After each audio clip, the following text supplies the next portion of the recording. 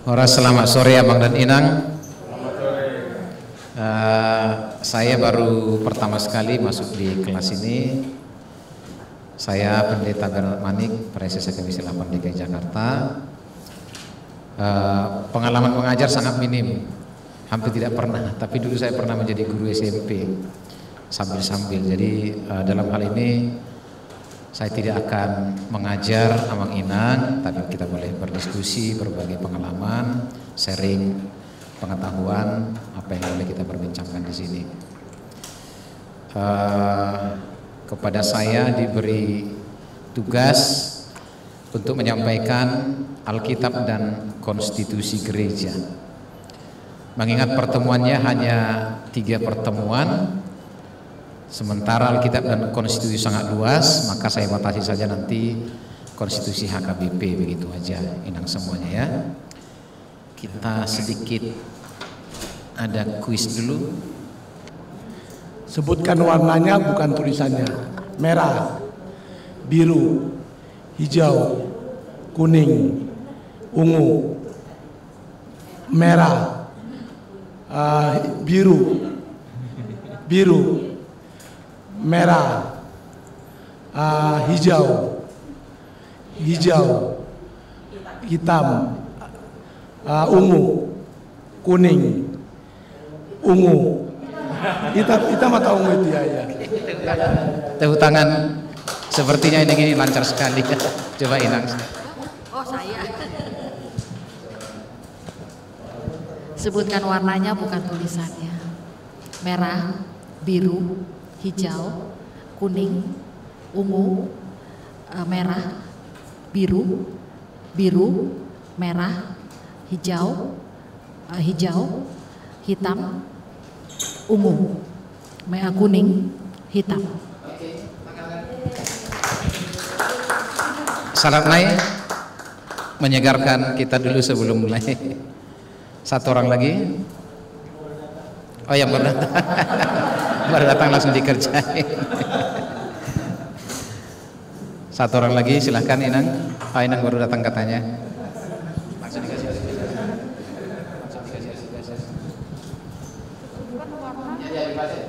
Sebutkan warnanya, bukan tulisannya. Merah, biru, hijau, kuning, ungu, merah, biru, merah, hijau, hitam, ungu, kuning, hitam. Daya tangkap kita masih sangat kuat. Terima kasih Inang.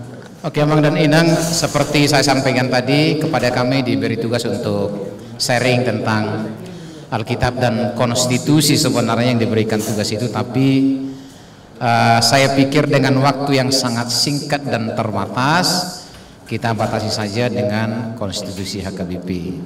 Oleh karena itu, pertama-tama terkait dengan Alkitab, mungkin di bidang lain, di pelajaran lain kita sudah sangat mendalam mempelajari Alkitab, dan saya tidak akan mengulanginya kecuali dalam hal ini apa kesaksian konfesi kita tentang Alkitab. Konfesi kita menyebutkan kita percaya dan menyaksikan Alkitab adalah firman Allah, atau Alkitab itu adalah firman yang tertulis di dalam Alkitab, yaitu Perjanjian Lama dan Perjanjian Baru adalah firman Allah yang sesungguhnya. Itu berdasarkan konfesi kita. Berikutnya disebutkan datangnya dari Allah, kemauannya dengan sempurna. Dan yang kemudian hanya Alkitab awal dan akhir dari semua pemikiran dan pengetahuan. Maka Alkitab itu adalah firman Allah yang dituliskan oleh manusia, yang digerakkan oleh Roh Kudus. Begitu kesimpulan kita. Alkitab adalah firman Allah yang dituliskan oleh manusia, yang digerakkan oleh Roh Kudus. Jadi Roh Kuduslah yang bekerja menggerakkan manusia untuk mengucapkan atau menuliskannya. Maka dengan sederhana kita sebutkan Alkitab adalah karya Roh Kudus. Demikian sementara penjelasan kita mengenai Alkitab. Berikutnya konstitusi. Konstitusi ini secara pengertian umum adalah dokumen yang memuat aturan-aturan hukum dan ketentuan-ketentuan hukum yang pokok-pokok atau dasar-dasar, baik tulisan maupun tidak tertulis, yang menggambarkan tentang sistem ketatanegaraan suatu negara. Ini pengertian umum kalau disebutkan konstitusi. Nah, kita kembali lebih spesifik. Lalu kalau disebutkan konstitusi HKBP apa? Konstitusi HKBP kita pahami seperti ini. Konstitusi HKBP adalah dokumen yang memuat aturan-aturan hukum dan ketentuan-ketentuan hukum yang pokok-pokok dan dasar-dasar, baik tulisan maupun tidak tertulis, yang menggambarkan tentang sistem penata layanan HKBP. Nah, ini perlu kita perhatikan Amang Inang, baik tulisan maupun tidak tertulis. Di gereja di kampung-kampung justru lebih banyak berlaku yang tidak tertulis, sangat banyak sekali, sangat ketat sekali.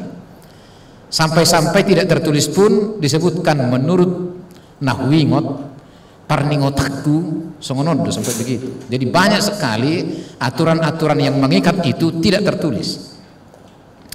Nah, sekarang kita lebih mengacu kepada hal-hal yang tertulis. Segala dokumen itu didasarkan pada Alkitab dan digunakan untuk menata gereja HKBP mewujudkan tugas panggilannya. Nah, kita pahami dokumen-dokumen itu semuanya didasarkan pada Alkitab. Nah, dengan cara apa itu ditetapkan nanti boleh kita lihat berikutnya. Inilah dokumen-dokumen teologis HKBP. Yang pertama Alkitab, kita sudah jelaskan tadi. Alkitab ialah firman Allah yang dituliskan oleh manusia yang digerakkan oleh Roh Kudus. Saya ulangi sekali lagi. Alkitab adalah karya Roh Kudus. Ini dokumen. Selalu kita sebutkan yang pertama, dokumen teologis HKBP. Yang kedua adalah agenda. Agenda yaitu liturgi yang digunakan dalam ibadah HKBP. Ini dokumen kita yang kedua. Tetapi ada juga dokumen yang lain, yaitu buku ende, kumpulan lagu-lagu yang digunakan dalam ibadah HKBP. Bagi para orang tua kita di kampung, ini sangat bernilai tinggi. Bahkan mereka menganggap ini the second Bible.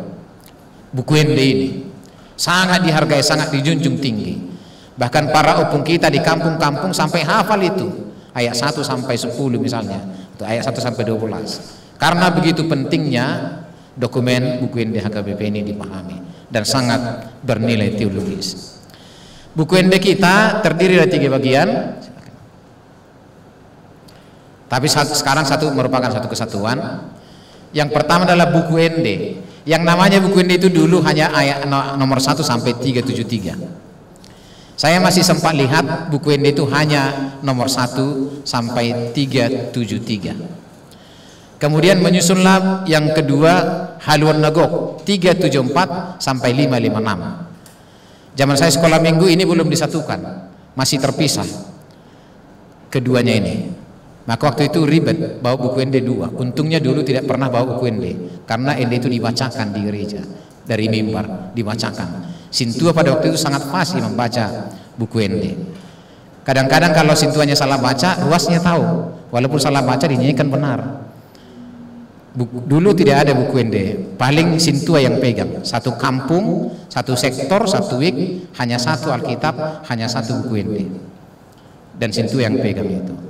Kemudian datanglah yang bagian yang ketiga, sangat di Jehovah, 557 sampai 864. Ini kita sebutkan semua buku ende. Sebenarnya tahapan-tahapannya begini, sampai 3 bagian, Abang dan Inang. Ini dokumen yang ketiga, sangat dijunjung tinggi para orang tua kita dan mungkin kita juga sekarang. Tetapi dengan kekayaan lagu-lagu yang kita miliki sekarang, ini menjadi sedikit tergerus nilai teologisnya bagi kita, karena sudah datang buku nyanyian, kidung jemaat, PKC dan sebagainya. Tetapi bagi kita HKBP, ini sebuah dokumen yang sangat dijunjung tinggi. Dokumen berikutnya adalah pengakuan percaya HKBP, yaitu konfesi. Konfesi HKBP, pengakuan percaya HKBP sebagai pedoman untuk mengetahui mana ajaran yang benar dan mana yang tidak benar atau sesat, sekaligus sebagai statement terhadap pokok-pokok tertentu. Misalnya, bagaimana pandangan HKBP tentang pemerintah, tentang politik, tentang lingkungan hidup, tentang banyak hal. Disinilah itu kita temukan bagaimana HKBP memahaminya. Ini dokumen yang berikutnya, namanya Konfesi HKBP. Berikutnya, dokumen berikutnya adalah katekismus kecil Martin Luther, yaitu pengajaran ringkas. Jadi di sana sangat ringkas sekali pengajaran itu disampaikan tentang hukum Taurat. Nah, kalau dulu kita berguru balu atau belajar CD sangat dihafal mati sampai maksud-maksudnya. Saya tidak tahu apa pengajaran itu sampai diteruskan sampai sekarang. Hukum Taurat dan maksudnya. Kemudian pengakuan iman rasuli termasuk juga maksud-maksudnya. Apa yang dimaksud dengan aku percaya kepada Allah Bapa, Khalil langit dan bumi. Itu jelaskan secara detail. Kemudian doa yang diajarkan Tuhan Yesus, doa Bapa kami tentunya. Kemudian ini sama saja, maaf salah tulis. Kemudian sakramen, baptisan kudus dan perjamuan kudus. Dokumen berikutnya adalah aturan-peraturan yang sudah beberapa kali di amandemen. Aturan kita ini adalah aturan 2002, ini yang terakhir berlaku. Aturan-peraturan HKBP 2002, kemudian di amandemen 1, amandemen 2, amandemen 3, dan terakhir adalah amandemen keempat. Saya belum ada yang tercetak dikirim ke kita sampai sekarang. Memuat tata laksana penatalan HKBP dari tingkat huria, saja sampai tingkat atopan. Inilah acuan kita untuk menata huria. Segala sesuatu yang terkait dengan organisasi, penata layanan, semuanya dimuat di aturan ini. Dokumen berikutnya adalah RPP, Ruhut Parmahanion dan Pamicangan, adalah aturan dan siasat gereja untuk menjaga kemurnian gereja. Jadi kita catat Amang Inang, tujuannya ini dibuat adalah untuk menjaga kemurnian gereja, bukan dimaksudkan untuk mengintip-intip kesalahan. Tetapi kesalahan itu perlu diperbaiki, perlu ditegur, tujuannya hanya untuk menjaga kemurnian gereja. Dokumen selanjutnya adalah dokumen-dokumen lain. Ini yang saya sebutkan tadi di awal, ada dokumen-dokumen lain selain dokumen yang saya sebutkan tadi. Misalnya, hasil nih rapat dita, itu sangat mengikat. Hasil nih sinode godang, hasil nih rapat huria, hasil nih rapat perhaladu, itu sangat mengikat bagi kita dan terdokumentasi dengan baik. Ini menjadi konstitusi yang sangat mengikat bagi kita dalam setiap gerak pelayanan. Itu sangat mengikat. Bahkan haputusan rapat perhaladu, haputusan rapat huria sangat kita junjung tinggi. Ai haputusan rapat tadu semono, begitu kan? Apalagi ketika suatu hal, suatu masalah terjadi tidak diaturkan dalam dokumen-dokumen yang saya sebutkan tadi, itu diaturkanlah itu dalam rapat-rapat. Jadi rapat-rapat itu sangat penting dan sangat mengikat Amang Inang. Apalagi ketika suatu masalah, suatu persoalan tidak dibicarakan dalam dokumen-dokumen yang saya sebutkan tadi. Ini menjadi sangat penting. Dokumen-dokumen ini hasil rapat, hasil diskusi dan sebagainya, itu menjadi sangat penting bagi kita. Nah, kemudian kalau disebutkan tadi ada Alkitab, ada konstitusi, iktorihu domusenan sanayon, institusi. Nah, kata lain yang tidak bisa dipisahkan atau diabaikan ketika membicarakan konstitusi adalah institusi. Institusi adalah suatu lembaga yang tidak boleh, tidak harus dikaitkan dengan organisasi, struktur, hierarki, yang kesemuanya dinamakan konstitusi. Dalam hal ini dikaitkan dengan konstitusi HKBP. Gebedong matulu perhatian saling terikat, Alkitab, konstitusi, dan institusi. Ketiga kata ini mempunyai cakupan yang sangat luas dan tidak mungkin dibicarakan secara menyeluruh hanya dalam 3 sesi dalam pelajaran sekolah kitab ini. Apalagi jika dihubungkan dengan konstitusi HKBP, maka dalam pelajaran ini dibatasi hanya mengenai dokumen-dokumen jabatan gereja sebagai jabatan pelayanan dikaitkan dengan tokonan sebagai jabatan dalam HKBP dan perangkat-perangkat pelayanan. Kira-kira di sinilah nanti diskusi kita. Tidak mungkin sangat luas sekali, dengan waktu yang sangat terbatas itu bisa kita cakup semua. Jadi saya batasi pembicaraan kita hanya di sini. Dokumen-dokumen jabatan gereja dan perangkat-perangkat pelayanan sampai di tingkat hurian kalau waktu kita mengizinkan. Abang dan Inang, konstitusi jabatan berdasarkan pengertian dan pemahaman di atas, mau tidak mau tidak dapat disangkal bahwa di mana terdapat organisasi, struktur dan hierarki atau konstitusi, maka di sana pasti ditemukan adanya jabatan, kuasa dan wibawa. Tetapi kita harus mengerti ketiga kata ini, jabatan, kuasa dan wibawa, dalam konteks gereja kita. Jabatan pelayanan lebih dikedepankan, bukan jabatan kekuasaan. Kalau disebutkan di sini jabatan, kuasa dan wibawa. Semakin tinggi suatu jabatan, maka semakin tinggi pula kuasa dan wibawanya. Ini pengertian umum saya kira, Bang dan Inang. Berikutnya, demikian juga gereja sebagai lembaga atau institusi yang pada mulanya bersifat persekutuan. Dulu gereja mula-mula itu sifatnya hanya persekutuan. Tidak ada perlu di situ ada hierarki, jabatan dan struktur. Awalnya pada gereja mula-mula itu tidak perlu sebenarnya. Yang dibangun atas iman percaya kepada Tuhan Yesus Kristus sebagai dasar fundamental, dengan tugas pokok utama untuk memberitakan kabar baik.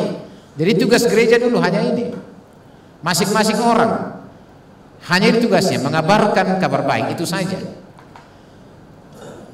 yakni mengenai keampunan dosa, keselamatan dan kehidupan kekal. Lambat laun mengalami perkembangan yang semakin universal. Sebab di mana gereja berdiri, maka di sana lahir, muncul dan berkembang pula organisasi, struktur dan hierarki para pemangku jabatan pelayanan yang pada dasarnya harus dimaksud sebagai pelayanan bagi Tuhan dan gerejanya. Pokok-pokok mengenai jabatan gereja atau jabatan pelayanan itulah salah satu dari bagian konstitusi gereja. Jadi konstitusi itu pokoknya sebenarnya adalah mengenai jabatan pelayanan. Di sanalah kita perlu bahas lebih dalam. Berikutnya, Bang Inang, kita melihat bagaimana umat Tuhan mempunyai hierarki. Awalnya Tuhanlah yang memerintah dalam perjanjian lama. Itu kita tahu, saya pikir Bang Inang.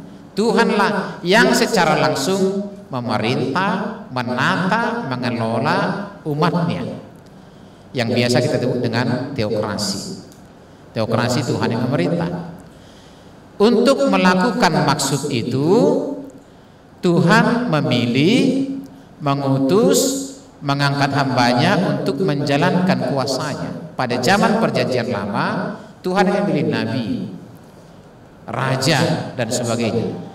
Maksudnya adalah untuk menjalankan kuasa dan pekerjaan Tuhan. Kemudian lambat laun setelah zaman Simpson yang terakhir, Samuel melayani sebagai nabi dan hakim di Israel. Orang Israel terus menyatakan keinginan mereka untuk menjadi seperti bangsa lain, karena mereka menuntut Tuhan. Bagaimana ini? Orang lain, bangsa lain punya raja, punya penguasa, kita tidak. Nah, mereka terus menyatakan keinginannya supaya mereka diberi seorang raja yang berkuasa atas mereka dan diperintah oleh seorang raja manusia. Meskipun permintaan ini sebenarnya menyinggung perasaan Allah, ia menyuruh Samuel mengabulkannya. Boleh kita baca nanti dalam 1 Samuel 7, 1 Samuel 8. Nah, dalam pasal itu mereka terus mendesak supaya mereka dipimpin oleh seorang raja. Sebenarnya itu adalah menyakiti Tuhan. Ini seolah-olah mereka tidak mengakui Tuhan sebagai raja, Karena mereka memperbandingkan umat itu seperti bangsa lain. Bangsa lain punya raja, ya kita juga punya raja. Tapi Samuel berkata, Tuhan berkata kepada Samuel, ya udah, maui saja. Sebenarnya kalau mereka berkata begitu, mereka sedang menolak aku. Tapi oke lah, kasih aja sama raja. Lalu Samuel, demikianlah raja atas umat Israel silih berganti atas perkenan Tuhan memerintah atas Israel. Itu sebabnya Samuel mengurapi Saul menjadi raja Israel yang pertama, memerintah umat Israel secara hierarkis, memerintah atas umat Israel. Nah, kalau dalam perjanjian baru, barulah muncul jabatan pemimpin. Setelah kekristenan mulai berkembang di berbagai daerah, diperlukanlah orang yang akan menata organisasi kekristenan yang tujuannya adalah untuk menata pelayanan. Sekali lagi, diperlukan jabatan pemangku jabatan itu adalah untuk menata pelayanan, dan itu yang kita lakukan sampai sekarang, diturunkan sampai organisasi gereja kita sekarang. Istilah jabatan gereja tidak ditemukan dalam perjanjian baru. Yesus menugaskan muridnya memberitakan Injil. Pemberitaan itu disebut dalam istilah Yunani diakonein, melayani. Sebab itu melayani itulah istilah yang tepat untuk merumuskan arti dan makna jabatan gereja. Jadi jabatan gereja ini paling tepat sebenarnya adalah diakonein, melayani. Jadi jabatan apapun yang kita kenal sekarang di gereja kita KBP itu harus kita maknai sebagai diakonein, pelayanan. Setinggi apapun posisi atau jabatannya. Dengan kata lain, semua jabatan pelayanan adalah pancaran dari pelayanan Kristus. Pancaran dari pelayanan Kristus. Di bidang apapun kita melayani, itu harus memancarkan pelayanan yang Kristus lakukan. Dengan demikian, hasil dan daya kerja setiap pelayan harus digantungkan kepada anugerah Yesus. Pelayanan. Nah, kemudian mengapa timbul jabatan gereja? Pada masa penampakan Yesus sesudah kebangkitannya, dia memilih sebuah kelompok kecil untuk misi pelayanan khusus, seperti yang juga disebutkan Paulus perihal jabatan rasul. Amang Inang, kalau kita masih ingat khotbah minggu yang lalu, judulnya dalam perikop itu dalam bahasa Indonesia, murid-murid yang mengundurkan diri. Khotbah minggu kemarin. Jadi murid-murid yang mengundurkan diri itu pastinya bukan ke-12 murid itu. Karena pada ayat terakhir 67 Yesus berkata kepada ke-12 murid itu, apakah kamu juga tidak mau mengundurkan diri? Nah begitu. Jadi pada waktu itu sudah ada berlapis-lapis, ada murid yang 12, ada juga murid yang lain. Jadi dipastikan yang mengundurkan diri itu adalah murid-murid yang lain selain ke-12 rasul, murid yang menjadi rasul itu.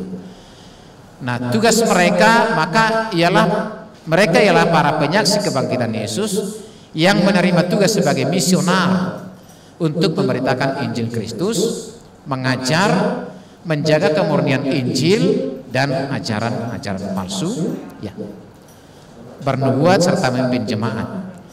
Walaupun dalam perkembangan berikutnya tugas bernubuat diambil alih oleh nabi dan guru, sedangkan tugas misioner dilaksanakan oleh para rasul.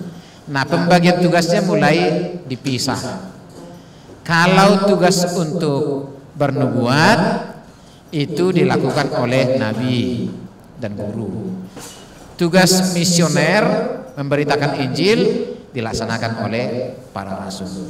Ini kalau kita baca pasal Efesus 4 ayat 11 sampai 12, di situ disebutkan ada yang menjadi guru, rasul, nabi, pengajar dan sebagainya. Mereka dibagi-bagi tugas.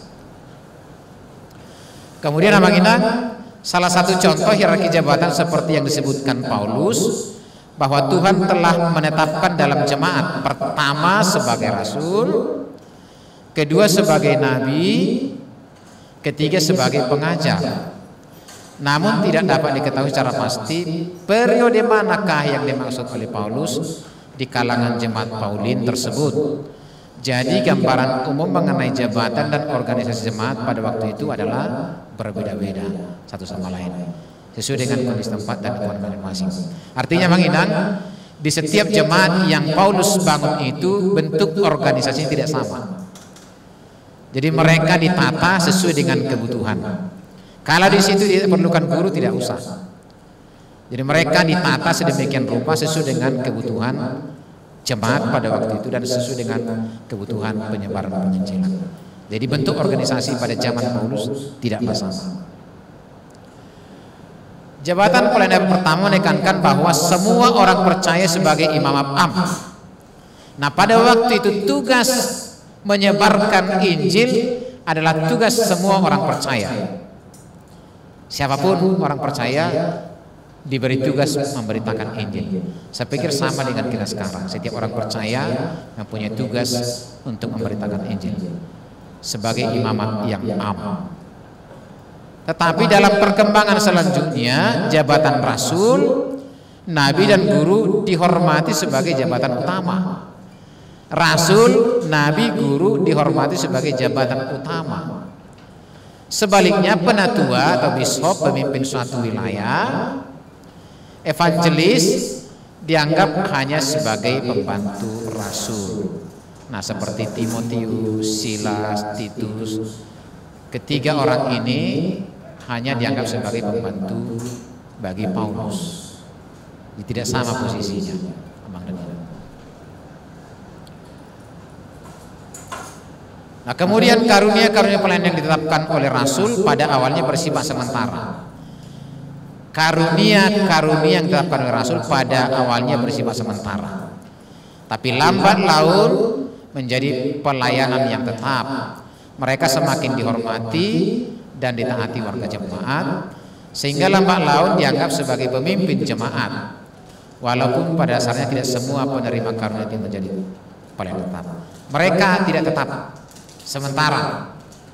Kalau di HKBP sudah ditetapkan begitu posisi itu, sintua misalnya, sampai ke salib, isi lagi kan, di jeda parkir kan, di Son Meradia, sampai di kubur itu, tohonan sintuanya menetap. Itu berbicara tentang tohonan. Tapi mengenai pekerjaannya tidak tetap, tugasnya. Dan dos situa do perhalado. Sintua itu tetap sampai dia mati. Disilangi pedong do ison meradian situa. Tetapi fungsi ha perhaladoonnya itu tidak melekat. Majelis parhalado, majelis. Kalau misalnya setiap Abang Sintua di sini ada, Abang Sintua Panggabian misalnya kan. Kalau beliau pindah ke Menteng, belum tentu di sana parhalado. Menjadi Sintua iya. Menjadi Sintua iya. Tapi menjadi parhalado ya kalau mereka tidak butuh, kami nggak butuh. I'm sorry kan gitu. Di situ itu tetap, tapi ha parhaladonya bisa lekang. Itu yang disebut dengan majelis atau konsistori. Konsistori. Jadi konsistori itu Abang Inang orangnya, bukan ruangannya. Konsistori itu majelis, orangnya. Jadi kalau ada ruangan itu ruang konsistori. Jadi bukan ruangan itu yang konsistori, orangnya itulah konsistor, majelis. Ya, majelis. Umumnya rasul menetapkan penatua. Penatua disebutkan dalam bahasa Perjanjian Baru presbuteros. Boleh kita baca dalam Kisah 14 ayat 23. Di setiap jemaat yang dikunjungi, mereka itu ditugaskan memimpin. Jadi presbuteros itu, penatua itu tugasnya memimpin supaya menjadi teladan melalui pola hidup yang baik. Penetapan ini dianggap sebagai penetapan Tuhan. Ini bahasa artinya. Jadi sintua itu kita pahami, presbuteros itu ikut dirajumi bahwa Tuhanlah yang menetapkan melalui gerejanya. Begitu tinggi dan berharganya. Mang dan Inang, dari uraian di atas dapat disimpulkan bahwa karena pengembangan pelayanan, maka para rasul menetapkan para penatua dan para pelayannya dalam arti jabatan yang bersifat sementara. Tetapi lama kelamaan semakin dihormati. Pasca kematian rasul, jabatan penatua semakin turun wibawa dan popularitasnya. Sebaliknya bishop penilik jemaat semakin dihormati sebagai pemimpin tertinggi, walaupun tetap dipahami sebagai karisma, walaupun tidak berhak menumpangkan tangan, sebab jabatan mereka dianggap berada di bawah para rasul. Amang dan Inang, kalau boleh kita tahu, dulu pada zaman misioner di tanah Batak pun Sintua itu bukan tohonan. Saya tidak tahu nanti agenda kita cetakan terbaru sudah mengganti nama judul untuk agenda Mancang Konsintua. Jadi kalau kita masih kenal agenda yang sekarang, nama acara itu adalah Majak Konsintua. Sementara yang lainnya Pasaha Tohonan Pandita, Pasaha Tohonan Diakones, Pasaha Tohonan Wilfro, Pasaha Tohonan Guru Ria, Pasaha Tohonan Evangelis. Tapi khusus untuk Situa Majak Konsintua. Jadi bukan disebutkan Pasaha Tohonan Situa. Pada zaman Rasul, pada masa-masa Rasul di tanah Batak, akan misionar, pada zaman misionar, memang Sintua itu bukan tohonan. Jadi hanya membantu para misionar. Itu sebabnya mereka tidak punya tugas apa-apa selain menjaga todini ruasi marhite parngulusi apari. Jadi dengan tingkah laku sehari-hari lah mereka mengkawal iman jemaat. Saya punya dokumen itu sebenarnya ada tugas mereka, tugas Sintua pada zaman misioner. Manium, menambah budani misioner, manium tasna. Kemudian menerima tugas dadakan karena tidak terencana, karena tidak ada tugas yang menetap bagi para Sintua pada waktu itu, pada zaman misioner. Barulah pada rapat-rapat pendeta selanjutnya, ijaloma Sintuan gawe tohonan yang melekat sampai pada akhir hidupnya. Jadi mereka menjadi jabatan yang tetap. Nah, kemudian jabatan-jabatan gereja pertama ialah rasul. Ini zaman gereja mula-mula. Dan ini yang terakhir untuk sesi ini. Ialah jabatan yang pertama yang diutus untuk memberitakan Injil. Kata rasul berasal dari istilah bahasa Yunani yakni apostolos. Kata kerja apostelo, artinya mengutus. Jadi rasul ialah suruhan atau utusan Yesus Kristus kepada orang yang belum percaya. Dalam perkembangan gereja pada masa kini, istilah rasul sering dipakai secara kiasan untuk menyebutkan pendiri satu-satu gereja seperti Carey rasul orang India, William Carey maksudnya. Kemudian nomen rasul Batak, apostel ini halak Batak, begitu. Mereka disebut dengan rasul atau apostel karena mereka mendirikan atau melakukan misi terhadap suatu daerah dan di sana mereka mendirikan gereja. Itu mereka biasa disebut dengan rasul atau apostel. Maka nomensen itu sering kita sebut apostel ini halak Batak karena beliau berhasil menanamkan Injil di tanah Batak dan berhasil mendirikan gereja Batak. Nah, pengertian umum seperti itu, rasul atau apostel itu adalah seseorang yang pergi ke suatu daerah, menyebarkan Injil di sana dan mendirikan gereja di sana. Itu yang disebut dengan rasul. Kemudian nabi, dalam istilah Yunani disebut profetes atau nabi, biasa juga disamakan dengan rasul. Hampir sama dengan rasul. Tugas pokoknya adalah bernubuat. Kalau Rulman menerangkan bahwa nabi dalam perjanjian lama biasanya menambahkan anasir-anasir baru kepada firman Tuhan yang diberitakan, ditujukan untuk segala tempat dan waktu.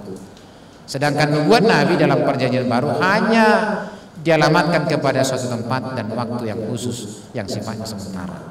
Kalau Nabi, jadi misalnya kalau kita kenal dalam Nabi dalam perjanjian lama, ada kasus tertentu di suatu tempat, di suatu daerah, maka Tuhan mengutus seseorang ke sana. Seperti Nabi Yunus misalnya, ada persoalan besar di Ninive, maka Tuhan mengutus Yunus ke sana. Itu yang biasa disebut dengan Nabi untuk suatu maksud dan daerah tertentu. Kemudian Amang dan Inang,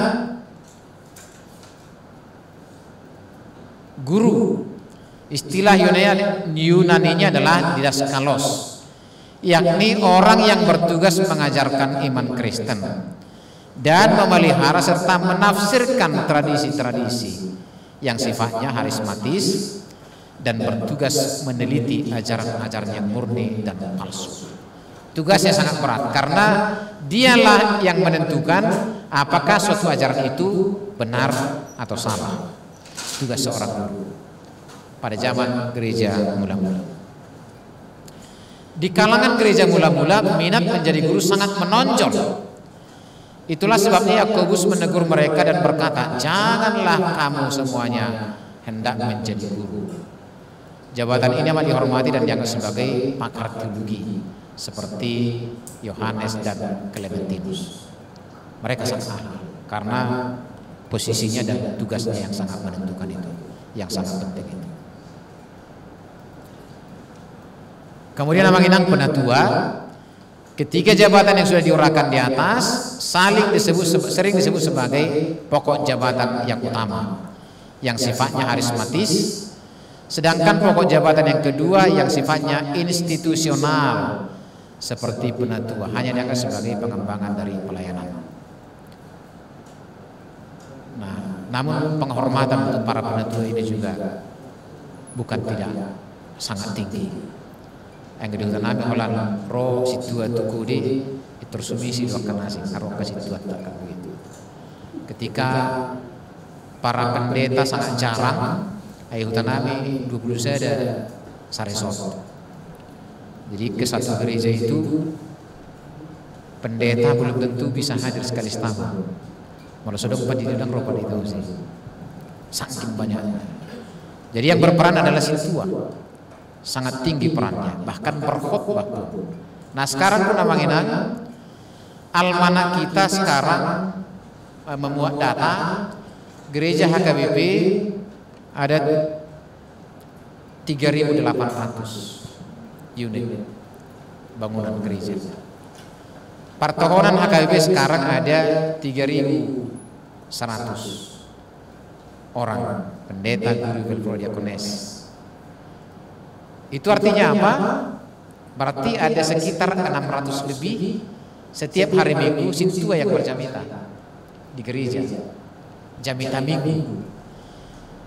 600 ini 3.800 gereja, 3.100 pelayan penuh waktu sudah termasuk itu yang sakit, yang cuti, yang tidak melayani dan sebagainya. Artinya 700 sampai 800 gereja itu pengkhotbahnya adalah sintua setiap hari Minggu. Padahal ketika Manjangku sintua tidak ada disebutkan diberi tugas di sintua marjamita, tidak ada. Hanya pada poin yang keempat disebutkan manikir namar sahid dohot pasingot ton atan limota. Hanya di situ. Nah ternyata sekarang banyak sekali. Tapi waktu di Keluaran Baru sintua juga marjamita di pertanian sektor. Saya tidak tahu. Tapi sekarang kita sedang menggiatkan bagaimana sintua-sintua juga piawai berkhotbah. Kita lakukan pelatihan berkhotbah distrik. Sahabat harus sebenarnya di kuliah-kuliah juga dikembangkan terus pelatihan berkhotbah ini. Karena kita pastinya suatu saat diminta berkhotbah atau di Bunguan Marga, apalagi sudah ikut sekolah Alkitab, pasti ada nilai khususnya nanti di mana-mana kita hadir. Tiba-tiba ada orang misalnya berjamita, oh kan senang sekolah kita kan itu, kamu juga berjamita, bisa saja begitu. Nah tugas itu menjadi bisa saja itu Amang Inang. Jadi saya sarankan siapkan 3 jamita hasiat. 3 jamilah untuk berduka, untuk sukacita dan kasus-kasus lain. Kita persiapkan itu. Kapan pun itu diminta berkhotbah, kita bisa. Paling tidak berkhotbah namanya, sedikit menyampaikan firman dan sharing pengertiannya. Tiga topik khotbah kira-kira gitu. Terserah aja, yang untuk duka, untuk sukacita dan untuk umum. Jadi kapan pun kita diminta, bisa kita menyampaikannya. Sharing lah. Paling tidak kan kalau bisa khotbah, paling tidak kita sharing tentang firman Tuhan. Nah, kemudian Abang Inang, jabatan penatua sesungguhnya sama dengan jabatan penilik jemaat atau diaken. Walaupun 2 jabatan disebut terakhir ini lebih dihormati sebagai pemimpin lokal. Bahasa Batak masih 2 atau di zaman misioner pangurupi. Dari istilah episkopos inilah muncul istilah Inggris bishop. Sebenarnya situado bishop di lingkungannya. Jadi dia yang merawat, memelihara, menjaga iman jemaatnya. Kemudian hari berkembang menjadi uskup dan gereja Katolik terus pegang ini istilah ini uskup agung bahkan.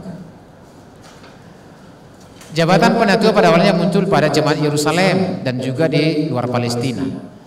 Sejak periode kedua setelah Petrus dan Yakobus saudara Yesus, kemungkinan penempatan mereka sebagai badan tetap di jemaat-jemaat lokal adalah berasal dari jemaat Kristen asal Yahudi yang menurut Clementinus dan Polikarpus dicontoh dari sistem kekuasaan pemerintahan Romawi. Jadi Abang Inang, sistem pemerintahan gereja atau hierarki gereja sangat banyak dicontoh dari pemerintahan Romawi, apalagi gereja mula-mula sampai dengan zaman reformasi. Hidup Benesoni Tibuni nanti pada pertemuan kedua saya akan jelaskan mengapa begitu tinggi penghargaan, penghormatan kepada para pemimpin gereja. Karena ini sangat melekat. Jadi di Roma pada waktu itu sistem pemerintahan gereja itu sangat mirip dengan sistem pemerintahan negara.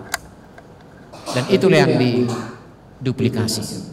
Sehingga ya pemimpin gereja sangat dihormati, sangat dijunjung tinggi dan sangat didengar.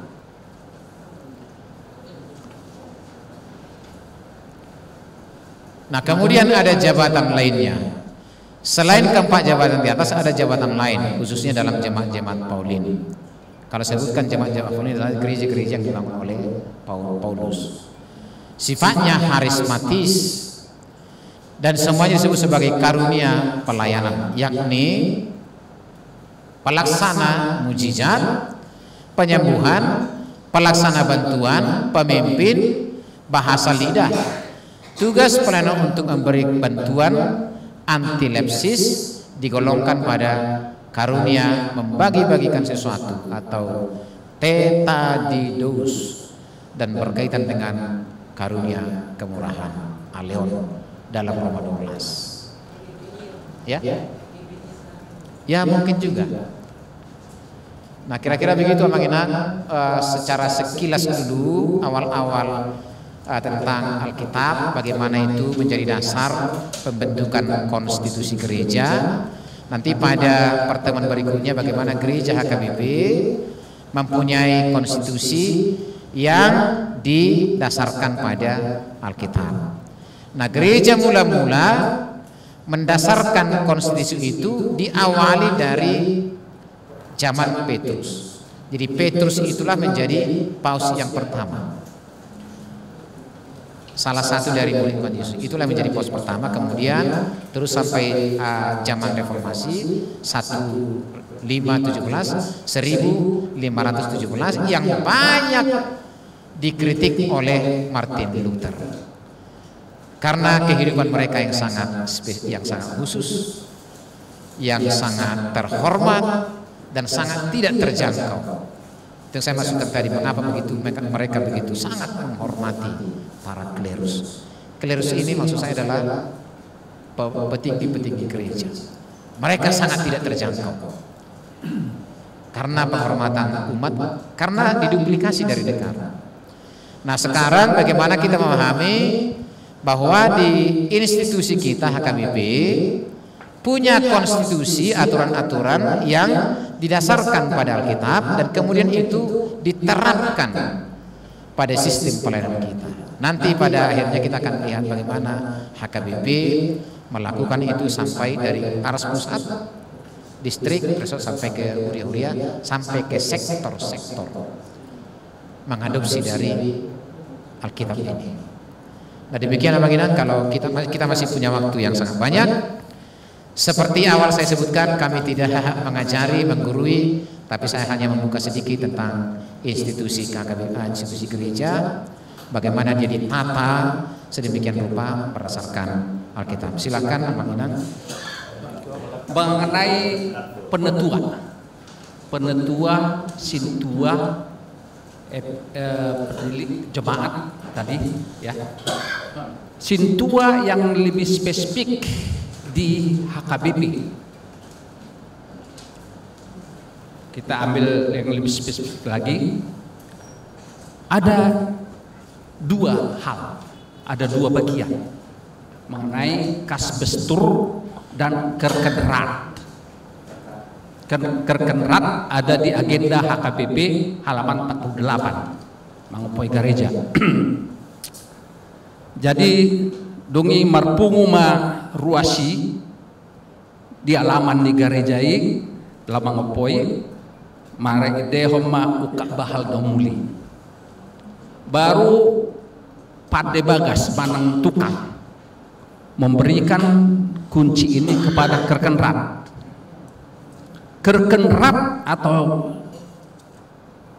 penetua memberikan kunci kepada Eporus supaya Eporus meresmikan gereja itu. Itu kerkenrat dan kasbestur. Kasbestur kita sudah tahu itu masalah juara bagas teh. Mana keuangan lah kas. Sekarang mengenai kerkenrat ini tidak begitu populer di HKBP. Kalau kasbestur itu adalah parartaon, bendahara, segala macam. Tapi kerkenrat ini dan yang spesifik dengan tugasnya itu tidak muncul. Padahal di agenda HKBP itu ada. Bagaimana sebenarnya peran atau pembagian atau katakan misalnya batas-batas kerkenrat dan kasbestur. Terima kasih Pak. Baik Abang. Jadi sebenarnya ini hanya perpindahan istilah. Kalau fungsi tidak ada yang berpindah. Dulu Eporus itu namanya Forsiter. Namanya dulu pada zaman misioner Forsiter. Sekarang namanya Eporus. Fungsinya bergeser kah atau berganti kah? Sama sekali tidak. Kemudian bestur. Ada kerbestur, ada kasbestur. Kasbestur itu adalah bendahara. Kemudian ada kerkerat. Kerkerat itu adalah panggilan umum untuk para sintua. Jadi sekali lagi Abang Inang, tidak ada yang bergeser, tidak ada yang hilang, tidak ada yang berganti. Yang berganti hanya penyebutan, pengistilahan, namun fungsinya semua sama. Ketika terjadi mengepui gereja, jongjong masudi aka situa. Itulah disebutkan dengan kerkerat dalam agenda. Nah, agenda kita sekarang sudah semakin diperbaharui dengan istilah yang relevan sekarang sehingga orang bisa pahami. Sekali lagi, tidak ada yang hilang, tidak ada yang diganti, tidak ada yang digeser. Yang mungkin sedikit baru adalah pengistilahan. Pengistilahan dulu seperti saya sebutkan tadi, Forsiter itu sampai dengan para zaman misioner. Tetapi sesudah HKBP menjunjung baringannya, HKBP mandiri, namanya Eporus. Kalau di gereja-gereja lain mungkin nama di bawahnya bukan preses. Kalau di gereja itu namanya distrik superintendent. Kalau di GKPI dulu namanya koordinator. Jadi mereka hanya koordinator, tidak punya wilayah, mereka punya tugas pelayanan lain. Jadi dari antara pendeta resort itu diambil salah seorang menjadi koordinator, menjadi kordis namanya, korwil, koordinator. Sekali lagi Aman, tidak diganti, hanya istilah yang diganti. tong do tiki mangopo gereja, tong do jong mesyaka kerkeran yang istilahnya sekarang sudah diganti. Kira-kira begitu ya. Terima kasih Amang. Kalau kita bicara bergereja, tadi ada saya lihat 4 key point yang tadi Bapak sampaikan. Pertama, konstitusi, institusi, jabatan dan pemimpin. Kenapa? Karena menyangkut penata layanan manusia, jemaat, organisasi. Dan kalau kita bicara secara organisasi itu ada hal satu yang sangat penting, yaitu leadership, kepemimpinan. Tidak mungkin organisasi yang besar itu bisa berjalan dengan baik kalau tidak dipimpin oleh leadership yang kuat. Kalau kita bicara leadership ada 3 faktor, yaitu kepemimpinan, integritas, dan karakter. Dan ketiga ini bisa dicapai melalui jam terbang dan juga melalui diklat-diklat kepemimpinan. Saya sebenarnya sudah beberapa kali sampaikan ini dan kebetulan ini memang proses. Ketiga variabel ini itu bisa dicapai dengan diklat-diklat kepemimpinan. Saran saya itu pendeta-pendeta HKBP itu dibekali dengan diklat-diklat kepemimpinan. Itu sangat-sangat penting. Bapak bisa bayangkan jemaat HKBP itu 5,5 juta jiwa, ada 3.600 gereja. Itu sangat dibutuhkan kepemimpinan yang sangat kuat. Dan saya juga ini mumpung ini adalah tahun profesional. Saya pikir itu bisa jadi ke depan itu salah satu contoh gini. Pareses distrik 8 itu dibutuhkan pemimpin yang sangat kuat. Jadi dia itu paling tidak, dia itu harus ada kepemimpinan staf pimpinan tingkat menengah. Itu sangat penting itu, Mang Pareses. Staf pimpinan. Kalau misalnya kita di pegawai negeri, dia mulai begitu masuk, itu sudah CPNS saja, sudah ada yang namanya prajabatan. Kemudian sebelum dia masuk eselon 4, ada diklat-diklat teknis yang sangat banyak menyangkut tugas. Begitu dia mau eselon 4, ada yang namanya adum. Begitu dia mau eselon 3, ada yang namanya sepadia, sepamen, sepati. Ya itu yang mungkin tolong diusulkan agar pendeta-pendeta itu atau minimal di teologi itu juga ada pelajaran-pelajaran kepemimpinan. Karena ini karena tadi sudah sangat jelas konstitusi, institusi, jabatan dan pemimpin. Itu sangat terkait dengan kepemimpinan. Itu mungkin yang bisa saya sampaikan. Terima kasih Abang. Berarti Abang, jadi sehali neng dohonoku kita tidak sedang rapat Amang Inang ya. Jadi kalau nanti yang kita bicarakan di sini jangan menjadi acuan untuk mengambil kebijakan berikutnya Mang Inanda. Untuk salam kita tiki masih kelas kami ngasona putusan nanti. Kita tidak sedang rapat, tapi kita sedang membahas sesuatu yang menjadi pergumulan kita. Terima kasih Amang untuk saran tadi. Untuk leadership ini memang sangat dibutuhkan. Jujur kami di STT tidak ada, kalaupun ada sangat minim sekali itu leadership, kuliah leadership sangat minim sekali. Paling ada kalau ada kuliah umum atau kuliah pilihan begitu. Jadi ini saran yang baik dan saya pikir ini juga sudah menjadi syarat untuk menjadi seorang pemimpin di dalam level tertentu. Kalau misalnya STT tidak menyediakan itu, maka saya pikir HKBP secara institusi Nabil menyelenggarakan di luar kampus seperti yang masyarakat tadi. Nah, kendala kita adalah untuk mengangkat suatu pimpinan itu, aturan kita yang sudah baku itu tidak disebutkan di situ. Maka perlu juga kiranya ketika nanti di-share tuh huria-huria ke konsep-konsepnya aturan dan regulasinya kan begitu. Kita lempar dulu ke huria-huria. Persoalannya di huria tidak dibicarakan. Ya paling ya hanya satu gereja yang membicarakannya kan begitu. Jadi saya sangat berharap kalau misalnya ada konsep aturan dilemparkan ke huria, bicarakan, kasih masukan, ya kita bahas dengan baik.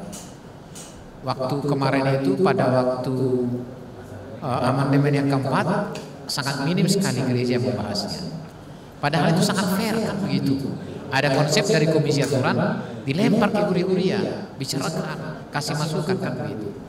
Terima kasih Amang, paling tidak di luar kampus harus dibuat. Paling tidak itu menjadi syarat untuk menjadi masuk ke level pimpinan. Amang Sitohang, ini saya sebutkan tadi Amang, ada aturan yang tidak tertulis dan bisa saja itu lebih tinggi posisinya daripada yang tertulis dengan kearifan lokal. Atik nadong do ditingki satu hal yang membuat perhalado sepakat. Nah itu ada suatu hal.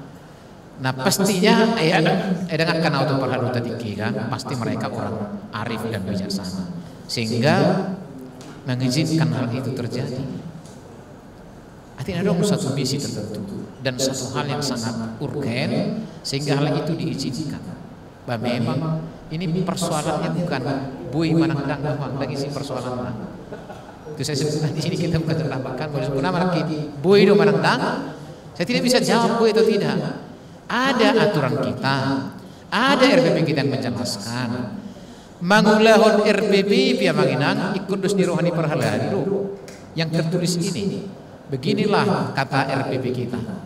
Bagaimana kita laksanakan ini? Baunang coba dangjo kan begitu. Bisa saja perhalado punya kearifan lokal untuk melaksanakan itu seperti yang tertulis atau mendesainnya, mengimprove-nya sesuai dengan kebutuhan gereja. Situasi kondisinya sangat menentukan, sangat mempengaruhi. Apalagi zaman Buya itu kan Buah Negara itu kan pada waktu itu ikon sangat hati-hati kan begitu, sangat sensitif dan gereja kita punya keberanian membawa ke gereja. Dan saya pikir banyak hal yang dipertimbangkan pada waktu itu sehingga hal itu diizinkan terjadi. Sekali lagi yang mengenai dokumen-dokumen yang saya sebutkan tadi itu maha penting, tetapi ada juga kearifan habutusan dirahmat yang sangat mengikat. Bahkan menimbangi dengan situa, misalnya adong bermasalah situa idong isi dengan situa do menimbangi khususku maju manginan ada seorang menimbangi ya kesepakatan bersama yang sangat jeli melihat apa dampaknya kalau A, apa dampaknya kalau B. Situa kita lah yang menimbangi itu dengan sangat cermat sehingga gereja kita menurut tabain gereja kita akan ribut, akan bubar. Masa dengan aturan yang kaku ini gereja kita bubarkan begitu. Sepanjang itu tidak menyalahi dogma kita, sepanjang tidak melanggar ketentuan Alkitab dan sebagainya, itu menjadi sesuatu yang sangat dibutuhkan kearifan yang pengambil keputusan di gereja kita masing-masing. Tarsomoni Bang Ite. Ya, ini sangat penting sekali. Ketika hal-hal seperti itu, dokumen menjadi sangat penting. Dokumen yang terarsipkan. Selalu saya sampaikan kepada teman-teman pendeta, kalau ada sian agama asing, rotuhina, buatlah dokumen yang terarsip. Supaya ketika ada tuntutan dari pihak manapun, kita aman. Dia yang datang. Jadi jangan tuntut kita. Karena ketika saya di kebun melayani amanginan, puluhan akan narutuhila karena menikah, ya saya banyak diserang, tapi saya aman dengan itu. Dia yang mau datang sendiri dan di atas materai dokumen inang ya secara umumnya. Oke, Amang Inang silakan. Ya jadi Inang dulu baru Amang ya. Amang nanti Amang ya. Mudah-mudahan waktu kita masih ada. Silakan Inang. Terima kasih Amang. Karena saya sendiri juga baru tahu ada beberapa hal yang berkaitan di sini konstitusi, salah satunya itu juga yang dokumen-dokumen yang kita sekarang lagi diskusikan. Memang pertanyaan saya di HKBP ini tercatat di mana hasil dari catatan-catatan itu? Karena kan kalau dari kami berpikirnya kalau dari segi hukum itu kan itu equal dengan jurisprudensi. Kebetulan di samping saya ini ada inang jaksa yang lebih kompeten, tapi tadi kita diskusi, artinya kita sama melihat itu seperti jurisprudensi. Nah, karena ini sangat sensitif dan penting, apakah selama ini catatan-catatan itu seperti salah satu seperti Amang Situa tadi mengatakan kearifan lokal gitu ya, apakah itu tercatat, terbundel sebagai acuan bagi ya gereja lain atau jemaat-jemaat lain yang mungkin nantinya ada peristiwa demi peristiwa yang tidak tercover dalam konstitusi atau apapun itu kan ada baiknya HKBP memanage itu.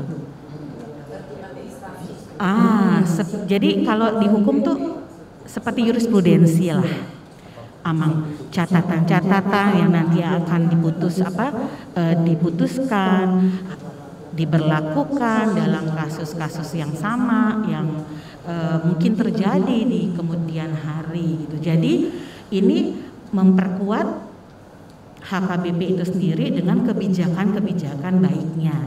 Itu aja sih. Saya bertanya sekaligus input. Terima kasih Amang. Mungkin Inang mau ada tambahan Inang? Kalau Amang pareses kami, kalau apa yang disampaikan sudah sepikir kami ya, bahwa jurisprudensi itu semua aturan peraturan yang tidak diatur di dalam suatu peraturan perundang-undangan yang berlaku atau yang positif ya, namanya undang-undang positif itu ya. Nah, dan sementara banyak hal-hal yang terjadi kemudian ya, makin terjadi kemajuan zaman, makin banyaklah kesalahan-kesalahan dan pelanggaran-pelanggaran yang harus ada payung hukumnya untuk mengatur. Kita selalu terlambat, kejadian dulu baru muncul, itu udah kita sadarin. Nah, terkait dengan hal tersebut, nah jadi kalau contohnya kalau di pemerintahan itu adalah tersusun rapi yang kemudian menjadi acuan dan pedoman di dalam memutuskan dalam suatu kasus yang digelar di sidang pengadilan untuk menjadi suatu keputusan ya.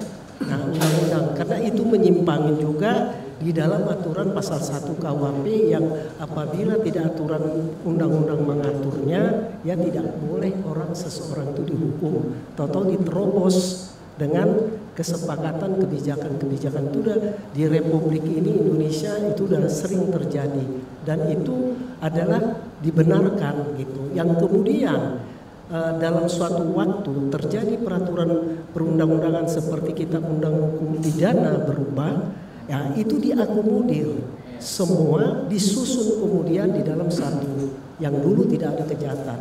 Yang kaitan yang ditanyakan oleh Eda aku ini yang cantik ini dari tadi, bagaimana di HKBP ini ada nggak wadah yang mengatur itu, ada nggak sumber daya manusia yang mengatur itu, ada nggak kos biaya untuk hal tersebut, jangan terlambat ya. Nah ya itu jadi pertanyaan, karena kalau hal yang positif kenapa tidak kita kompilasi ya menjadi contoh tempat gereja lain, jadi bisa seragam.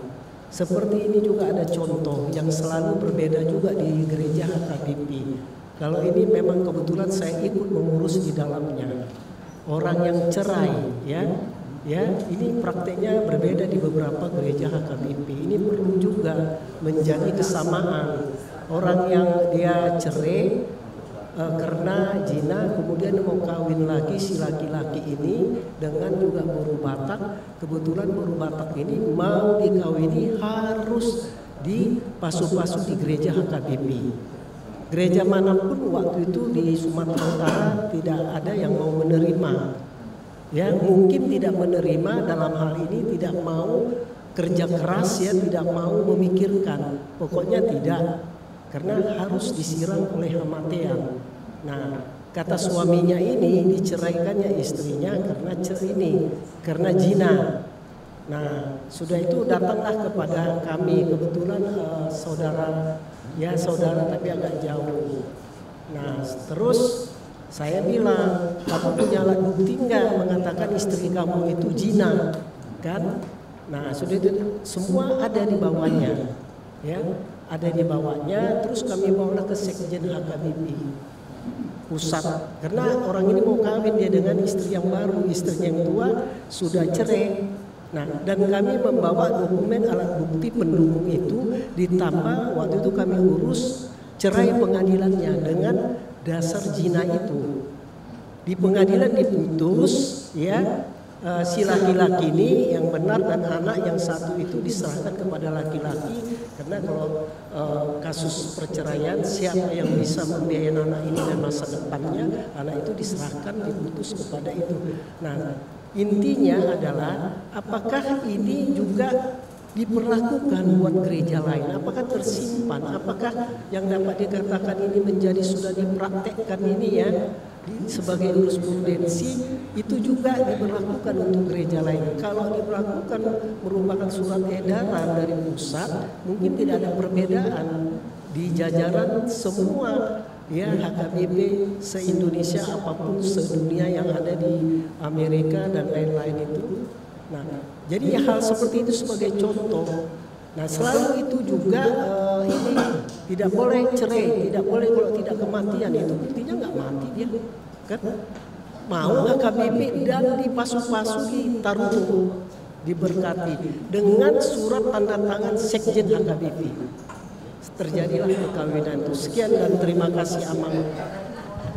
Terakhir, saya juga dapat ini.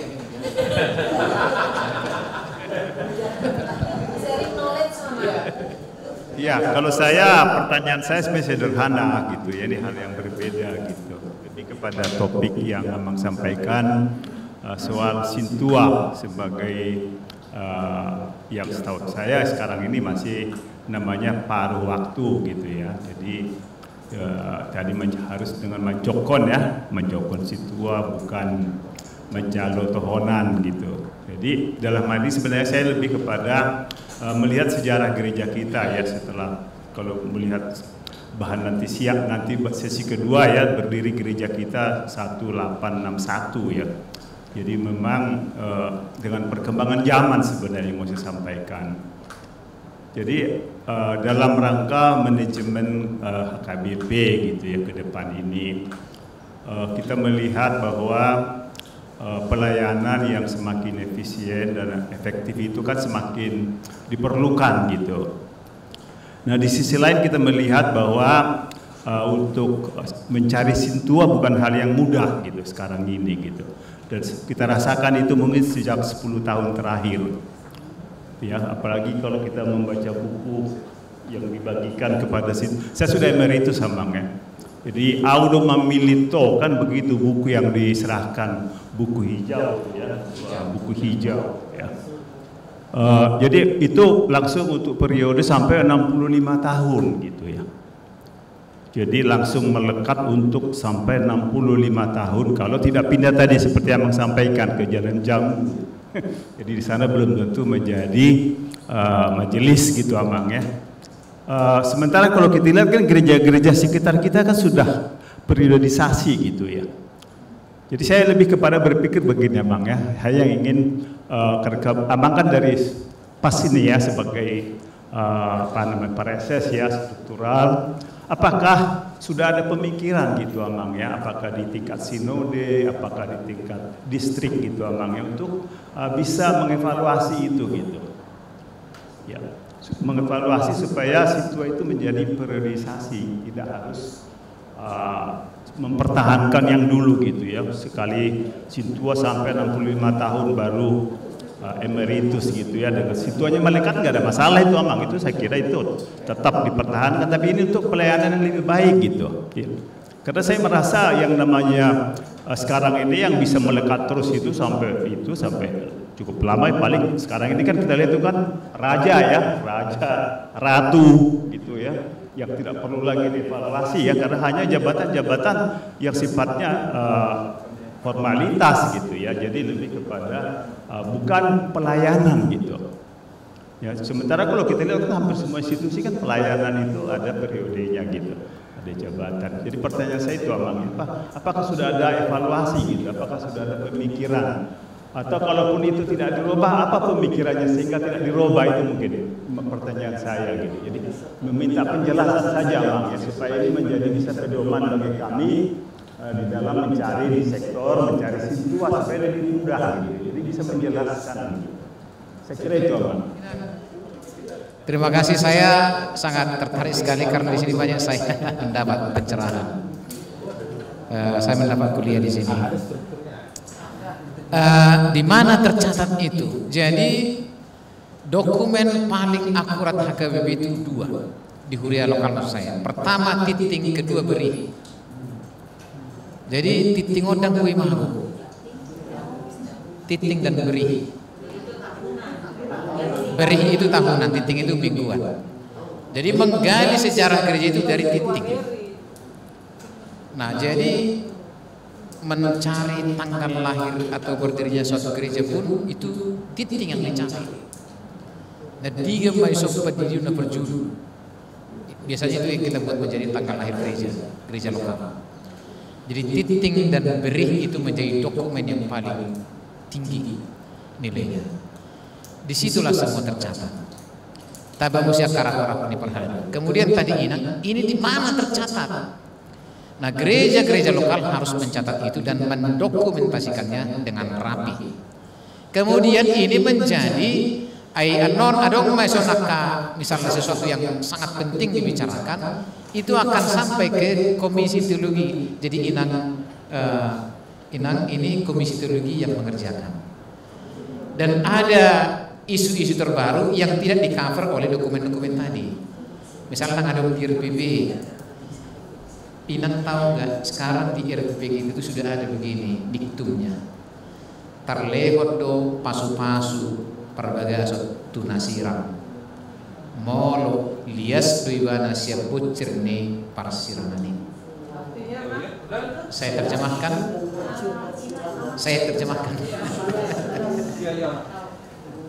Seseorang yang cerai boleh diberkati kalau dia tidak ada bersih, tidak ada celah kesalahan dalam proses perceraian itu. Saya terjemahkan sekali lagi. Seseorang yang cerai boleh diberkati jikalau dia bersih dari penyebab perceraian itu. Iya Pak?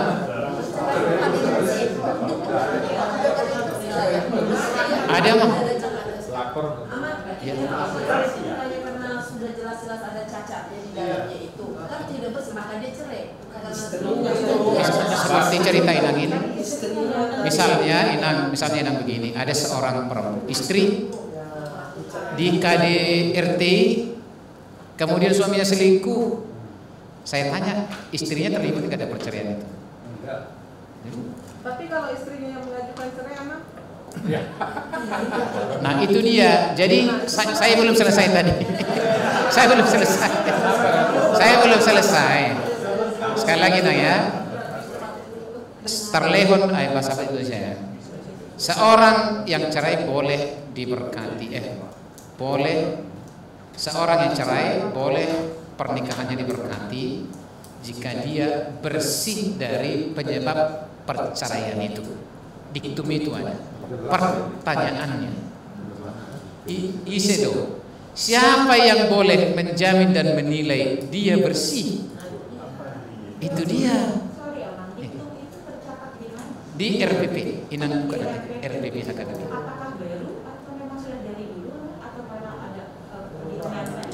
Dulu itu tidak ada. Tapi pada perkembangan selanjutnya ada gerakan emansipasi perempuan. Bukan dalam dekade 10 tahun belakangan, sudah lama. Tapi di awal tidak ada. Jadi ada gerakan emansipasi perempuan. Masa saya nikah di RT, dikerasin, kemudian diselingkuh, saya nggak boleh nikah lagi. Diputuskan di mana itu? Di sini di rapat pendeta, kemudian dibawa ke sini di gudang. Jadi putusan terakhir itu adalah sini di gudang. Setinggi apapun rapat pendeta memutuskan, kalau sinode gudang tidak memutuskan tidak berlaku. Jadi Ya. Apakah kearifan lokal itu juga? Nah itu dia yang sama-sama saya teruskan terkait dengan pertanyaan tadi. Kearifan lokal itulah yang dikumpulkan oleh Komisi Teologi, dibahas, nah itu didokumentasikan, dibukukan, kemudian dibawa ke rapat pendeta. Banyak sekali keputusan rapat pendeta itu bersumber dari dokumen-dokumen tadi. Banyak sekali. Itu selalu digumuli oleh Komisi Teologi. Komisi Teologi itu permanen sifatnya, tidak hanya temporer. Jadi ada Komisi Teologi. Kalau Amang Inang kenal pendeta Sukanto Limo, dosen STT, dialah ketua Komisi Teologi kita sekarang. Nah jadi beliau rajin sekali mencari hal-hal seperti itu, kejadian-kejadian di suatu gereja yang tidak ada di cover di dokumen kita. Termasuk juga begini, di distrik kita juga ada buku biru, Amang Situa pasti tahu ini. Di situ banyak sekali yang kita putuskan di rapat pendeta distrik yang tidak ada di keputusan rapat pendeta Hatopan. Bisa saja rapat pendeta Hatopan itu tidak melihat di daerah. Rupanya di daerah banyak terjadi yang tidak bisa dijawab oleh dokumen-dokumen kita. Maka rapat pendeta Hatopan membuat suatu keputusan. Demikian juga di Huria Amang Inang. Distrik tidak bisa menjangkau misalnya ya, kejadian-kejadian di Huria itu tidak di-cover oleh dokumen-dokumen kita. Aduh, maha putusan ini rapat perhalaan. Alai berkoordinasi mah pada Ganesot, berkoordinasi mah preses supaya itu bisa dijalankan. Jadi itu sangat diakomodir memang kearifan-kearifan lokal itu. Maka saya sebutkan tadi, didokumentasikanlah sebaik mungkin, karena suatu saat ada kejadian nasuk bu itu juga dan pernah kita laksanakan. Itu yang kita bilang tadi kan, jurisprudensinya. Joloma asal sehat lain. Ya harus beginilah kita buat. Dibuatlah undang-undangnya. Sesudah terjadi. Sebelumnya kita tidak bisa menduga kalau itu akan terjadi. Di HKBP juga banyak itu. Dan sehingga rapat pendeta bicarakan hal itu. Seperti misalnya di Huria dan gue dihonot tadi, pendeta uluan Huria harus punya dignity yang permanen. Harus bicara dulu dengan permanen bukan itu. Betul, membawa dignity sebagai membawa kebijakan itu untuk dibicarakan, betul sekali.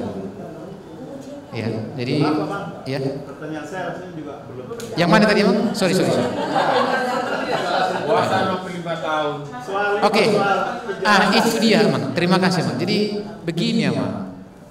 Tadi saya sampaikan, kalau ada setiap kita mau amandemen aturan, prosesnya begitu. Komisi aturan membuat konsep.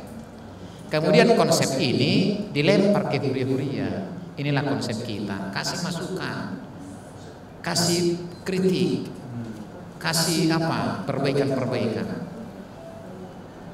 Ironisnya hanya sedikit gereja yang melakukannya. Ide salah satu kebaran baru melakukan supaya senang. Ironisnya begini ya, Bang.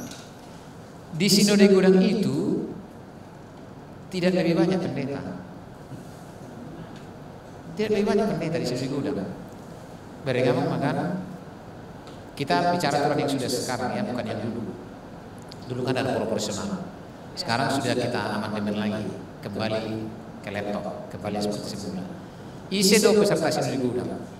Saya ada Pak Dita Resor, Dungi saya ada posisi tua, secara resmi. Dalam hal ini kan sudah berimbang. Kalau ada 800, Sintua 800. Tambah lebih komision, senaturan dan begini. Jadi bisa saja pendeta itu tidak lebih banyak. Gumudang Sintua di Sinode Gudang. Artinya gumudang lebih nama kalau mohon situasi seumur hidup. Konsep itu ada. Ide itu ada. Dan peserta Sinode Gudang pun pernah mengusulkan itu, Senat kasih tua. Ya tapi kan ketentuan kita kan begitu, kalau Sinode Gudang tidak memutuskan begitu tidak bisa kita lakukan. Jadi ide ya dong pasti ada. Dan kesulitan kita memang menurut pilih dongatan yang situ tua itu riwayat kodo aku saya terikat nanti sampai 25 tahun. Walaupun dia nanti sudah pensiun dari kantor, harus terikat lagi dengan situan. Tapi ide itu jelasnya ada. Nah teruslah kita pertemukan, kasih masukan abang tuaka peserta rapat Uria supaya ini juga tetap di apa. Memang pergumulan kita itu ada orang kegarannya kadang atas itu karena itu sangat terikat sampai dengan 65 tahun. Ya kalau sudah 65 tahun dipilih maka sudah ada lagi. Misalnya pensiun di kantor lalu pilih itu sebentar lagi udah pensiun kan. Menjadi ada keengganan untuk menjadi sintua. Biarlah seperti dia memang itu sangat bagus sebenarnya. Sintuanya tetap ulonai boy artinya dia bebas masuk maju. Sebenarnya itu pun bisa masuk ibadah tanpa harus mencapai umur 65 tahun, tapi dia tidak merasa pelong kan. Sepertinya dia tidak sukses. Ya. Cuti ya, tapi kan rasanya nggak enak gitu kan, belum mencapai usia pensiun sudah cuti. Ide itu ada Bang ya, nanti tetap kita buka ya. Cuti 2 minggu itu apa? Oke, mengakhiri